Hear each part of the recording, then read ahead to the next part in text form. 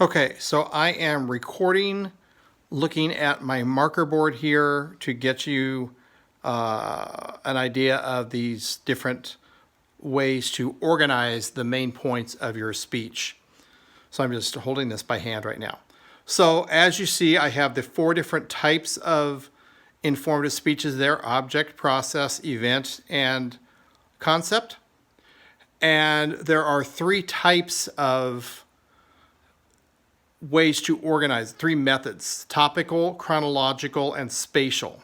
Things are a little bit spread out on my little board. I usually use a full-size wall board to do this. So I have 3 little diagrams you can see. I see a little reflection there.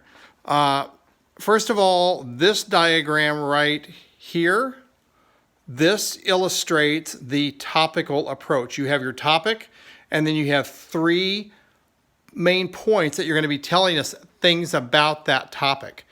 Notice that the relationship between the 3 items, the 3 main points, don't necessarily have anything to do with each other. They just all focus on the topic.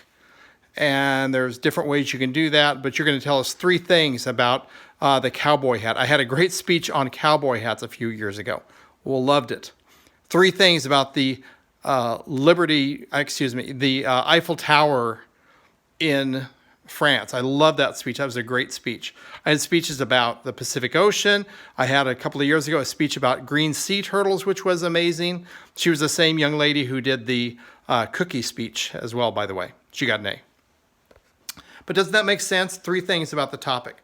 The second type is chronological, and there's a picture of the chronological order right here, which basically says point number 1 leads to point number 2, and point number 2 leads to point number 3. And we're going to come back and talk about these in context of relation to the speeches.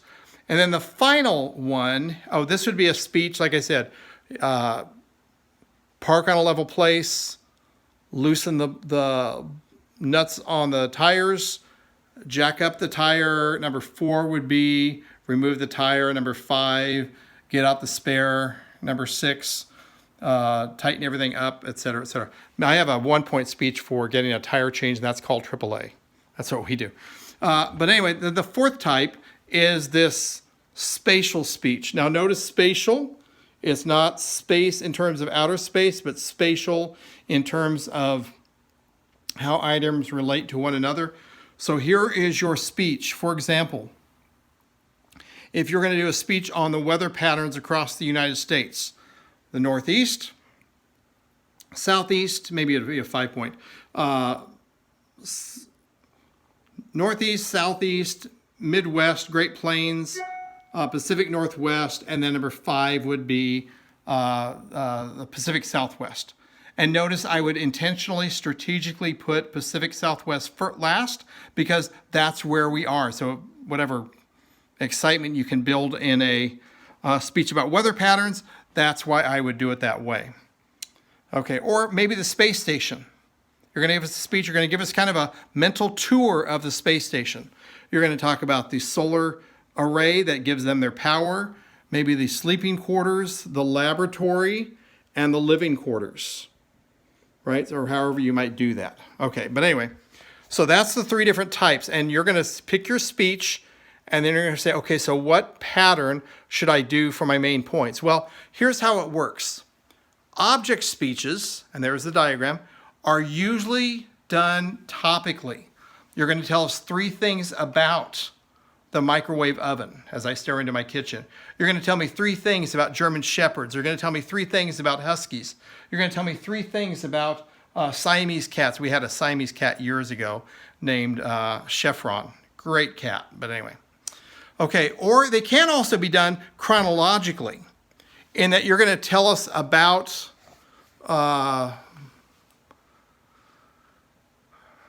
anyway, I'm going to skip that and I'll come back to it.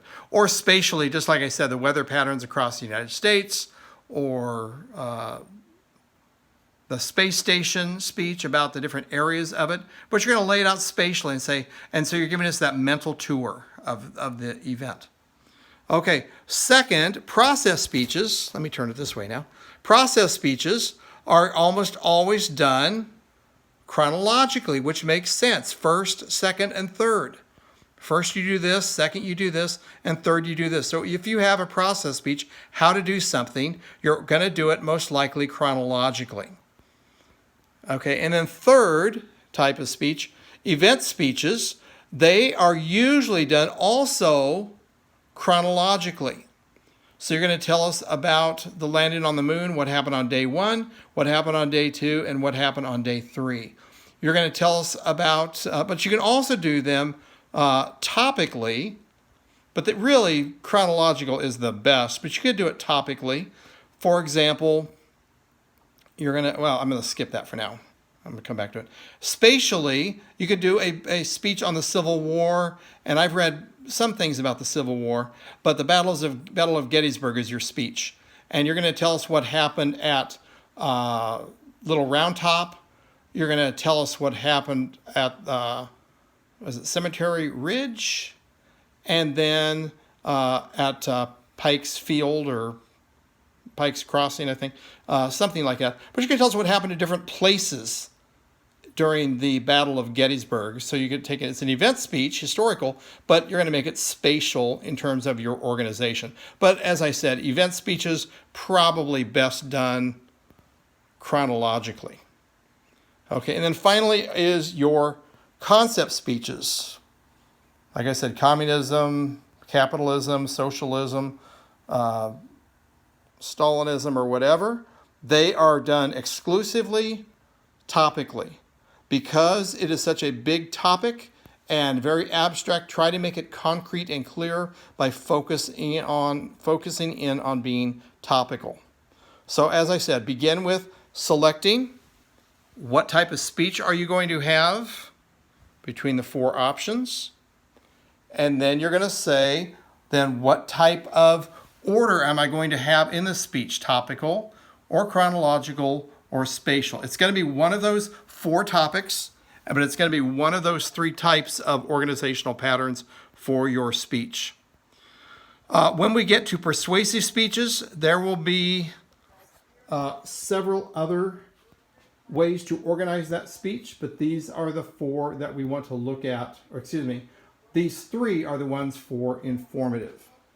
Okay, let me see if I want to say anything else about that right now. I'm looking, oh yeah, I do have a few other things to say, and I'll go ahead and include them now.